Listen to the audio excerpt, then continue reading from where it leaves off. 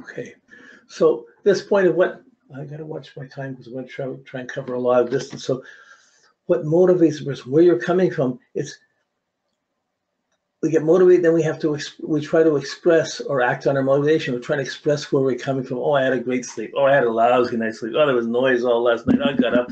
Everything was going wrong for that time I got up. But how we express where we're coming from, or express our motivation, or express our last sleep, or just how we communicate coming out of our sleep and waking up and starting our day. That's the third house.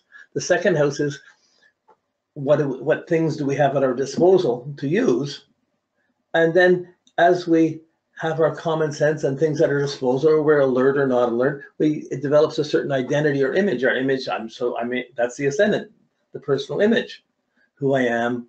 I'm projecting out this image, and you can project out, geez, I'm really dragged out and tired today, or you can project out an angry image, or whatever you project out is going to start affecting the people around you. And as you put it out, eventually it's going to come back.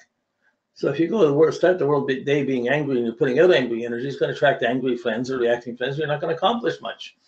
If you put out inconfident energy, you're going to have insecure friends. You're going to have an insecurity about your status. If you have confidence, you project it out. You get confident friends. You get a confident status. It's easy to use your friends to get jobs or positions.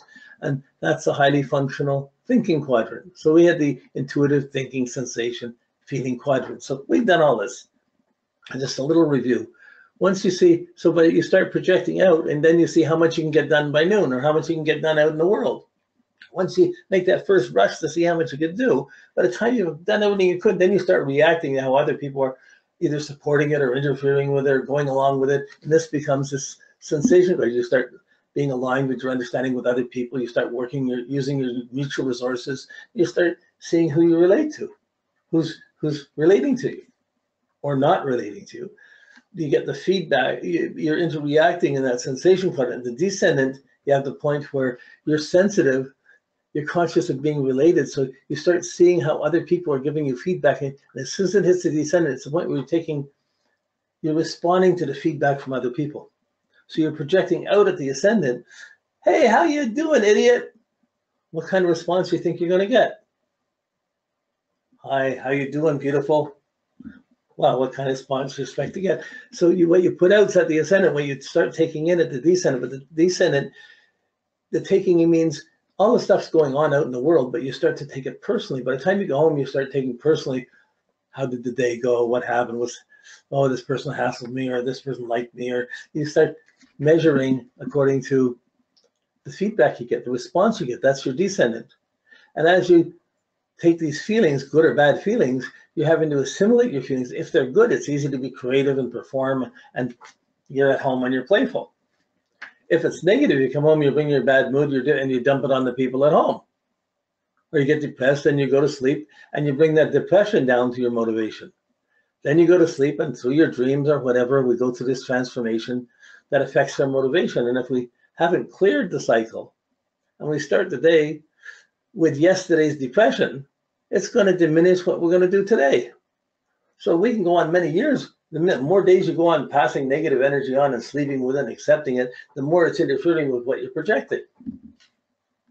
So this projecting point, the IC is the point where you project, but it's also the point where you take it and personally read it, taking all the reactions to others into your heart. And then, depending on how good or bad you feel in your heart, it's not a rational thing, then you begin to make some sense of it. You start to project what you could do next, whether you have to fix the old or go on with the new. And everybody's doing this every day, continuously. But when we get into repeated patterns, it can be a problem. If it's negative, it can be a huge problem. So we're always trying to clean up our houses. We're always doing house cleaning in our life. Boy, if people didn't stop by every month or two to visit me, or every week or two to visit me, I probably would never clean my house. Oh my goodness, somebody's coming over. Oh, I got to clean everything up. Boom, there we go. But sometimes we can have it clean ahead of the time, and boy, we're much more centered in our inner motivation. We're not disturbed so much by the outer things. So the houses really are the teachings of how to hold this together like this. But when we're looking at the chart, if you just look at the angles, we get to doing this, the signs on the houses, on the house cusps at level 5, just before we interpret the whole chart. But right now, I just want you to see the signs on the angle because it's really a useful information if you have someone's birth time. So the sign that we're going to start with the IC, we're going to try and get through each of them today. So we're going to have to go a little faster. But the IC, so if we start daylight increasing, if you're in the signs, so we're jumping to the signs, daylight is increasing, more in the movement towards independence, towards freedom, and nighttime is increasing, movement towards darkness. So if the IC is in Capricorn, Aquarius, Pisces, Aries, Taurus, or Gemini, you're going to be motivated to try and make things a little bit more yours, a little bit more independent. And so even the Capricorn is really caught up with many responsibilities. If they have one of these signs on the IC, they're going to still be motivated to try and make the system work or make things work. They're going to be motivated for a chance to get a little bit more freedom or to do something themselves a little bit more. Doesn't mean they can't take care of other things, but the motivation is to try and get that little push to oneself. You're pushing to instigate things. So this is the instigating side of your life. So the IC is the beginning of why get up in the morning, why do anything. So you get up. Oh, I got to get to work today. So I'm gonna have to get up. What am I gonna? I got to think. What am I gonna wear? I got to clean up. What am I gonna wear? What am I gonna? We put that package together. Boom! By the ascendant, we got our image and identity structured as best as we can or as worse as we can, and then we start projecting that out into the world. So if we have a really slothful, bad lifestyle, we really aren't following our motivation, it's going to affect your identity incredibly. That identity is going to affect what you put out to people, and other people are going to avoid you or not want to deal with your problems or have you pegged, and it's going to diminish what kind of status you can have above the horizon. Then if you put out the bad image, by the time you start taking feedback in, you're getting nothing but put downs, and you come to yourself and say, why bother? This is terrible. And this is the springboard. It's the umbilical cord to your soul almost. It's a springboard where you're measuring your integration to life, society, to the world, to being on the earth, to doing things, to being in the body. And you're seeing the motivation, and it's happening. You can't really control the motivation. You have to work with it, and you can evolve it. You can refine it, but you have to work through the steps of it. So when daylight is there, the momentum, you're motivated to try and be a bit more independent. That's simple.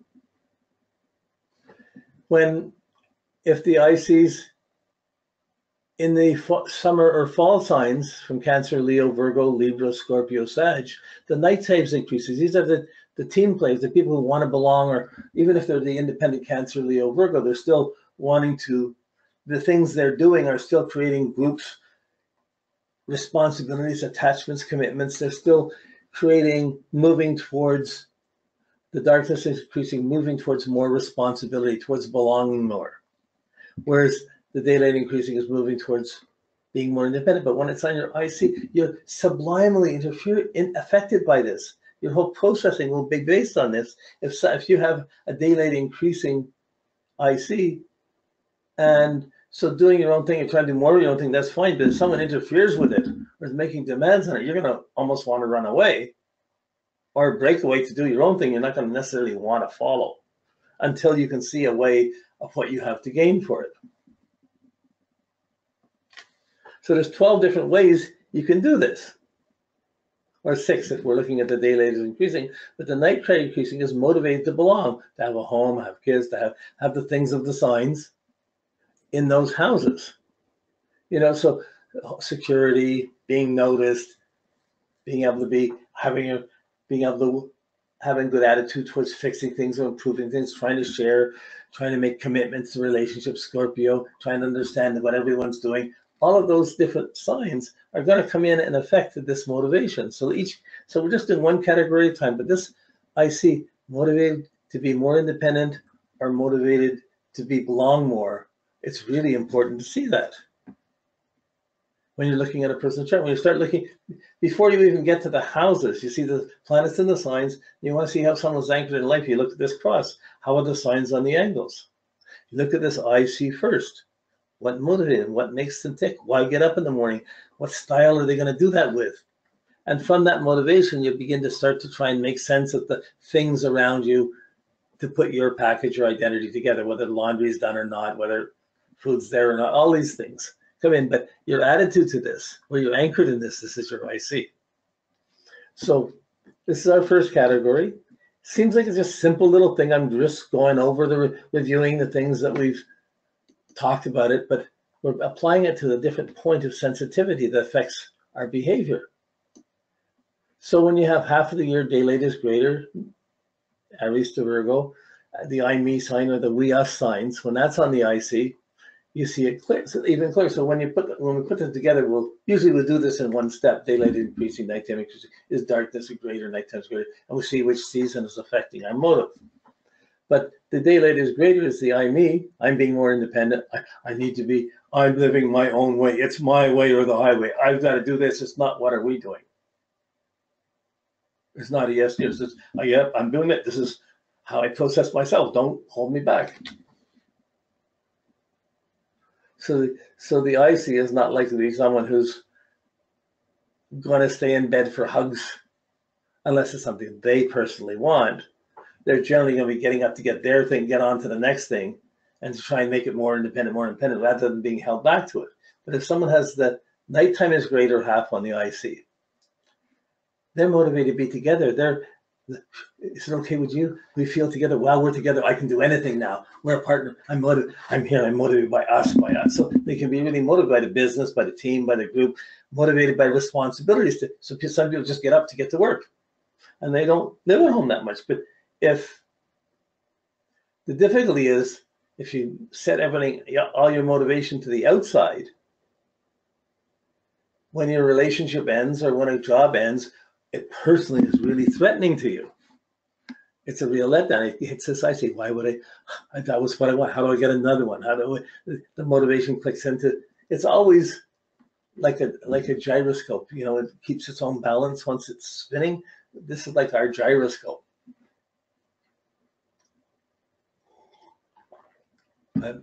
It's one of the most important sensitive points in a horoscope. So once you see the sun sign, the moon sign, the phases of the moon, the pattern type, you got a general theme how it's going. And you want to see how that's anchored into life. The sign on the IC, whoa, this is what it'd be like to live with them. This is how they are to themselves. So you mean to see the fabrics of your relationships can reinforce that or take away from that. Everybody has this point of, this is me, this is not us. This is how I'm processing. But this attitude of showing whether you're trying to respond to the others more deeply, you're really trying to respond, or deeply, you're trying to make the point so other people respond to you. But if you get the good feedback setting side, if you get hugged, you get people liking you, boy, it's really easy to instigate and do things.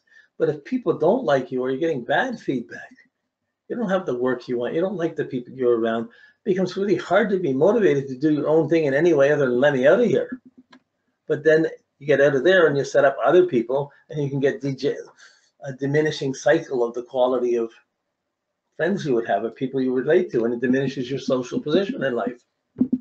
So projecting out your habits, good or bad, boom, starts to have a response back, and what you put out comes back. And is it building up your world, or is it diminishing it? Do you go for the quantity of things or the quality of things? Are you at peace, or does it matter? Okay, so these are I'm just talking widely so you can sort of see the purpose of this dial. It's huge. It's so useful. So really, the horoscope is 2 circles, or 3, but 2 circles. The signs and the houses are 2 separate wheels, and they have 2 separate types of information from it.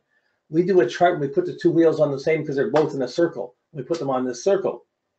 But really, to understand them, you have to see them as 2 different things. And then you begin to understand how one can affect the other. So as we're seeing this IC, anything else rising, any other planets are going to move in that rising side. Everything else setting, planets will be moving on the setting side. So depending where your sun is, if you're in the morning, you're a projector, you're an instigator. If you're born in the afternoon or the PM hours, you're a responder. We've talked about all this. We've gone through all it. But I mean, here's something that really is showing you this pattern. Anything on one side, anything on the other side. So the planets will be dispersed and add extra information on this, which we'll be getting to in our next webinar series.